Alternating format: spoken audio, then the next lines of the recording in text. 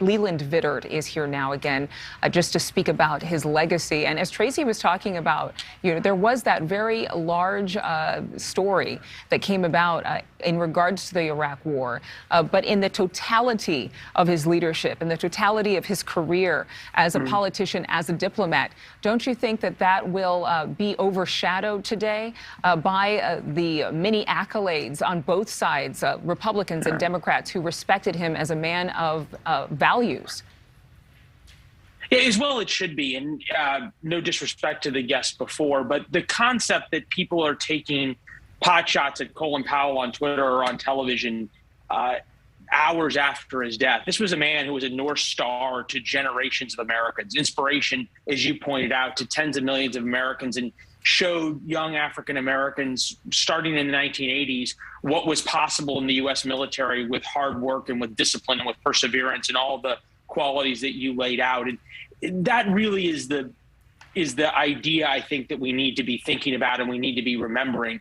The Iraq War and the case that Colin Powell made for the Iraq War is both a complicated one, it's a very complicated issue, and there's really no evidence that the general, the secretary at the time, tried to mislead the American people, and any suggestion otherwise, I think, is just really, really unfair, especially at a time like this.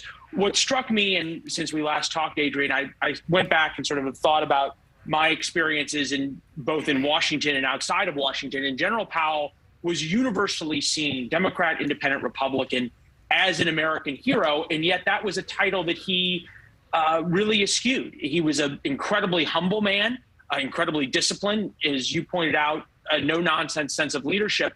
And his viewpoint for teaching and inspiring young African Americans, and Evan spoke to this as well, was to push aside and ignore the concept of victimhood and the concept of not having opportunities, and to push forward and to work hard and to work harder than everybody else. That's what he talked about in his books. That's what he talked about in his speeches, whether it was to corporate groups or to schools and the like.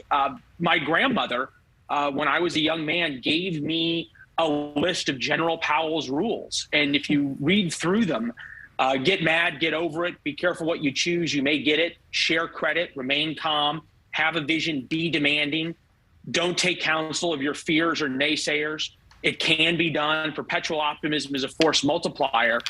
These are the sort of old-fashioned, hard work, tell the truth, demand a lot of others, demand more of yourself types of leadership that was of a past generation, not of the current generation. No, you say some of those quotes. I just went online and I searched for Colin Powell quotes, because it's something that the words of a leader like this, somebody who defied expectation, can resonate with us and live on. One quote, don't let your ego get too close to your position, so that if your position gets shot down, your ego doesn't go with it. You spoke to his humility. I know Defense Secretary Lloyd Austin spoke this morning saying that the world lost one of the greatest leaders that we have ever witnessed. Do you think that most people agree with that?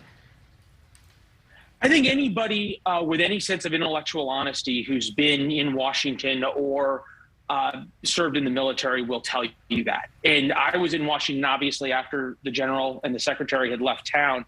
And still, anyone who spoke about him, Democrat, Republican, Independent, spoke with reverence and with a great deal of respect. I think you're seeing that especially from General Austin and from others, that he's one of the last of great men who transcended politics in America.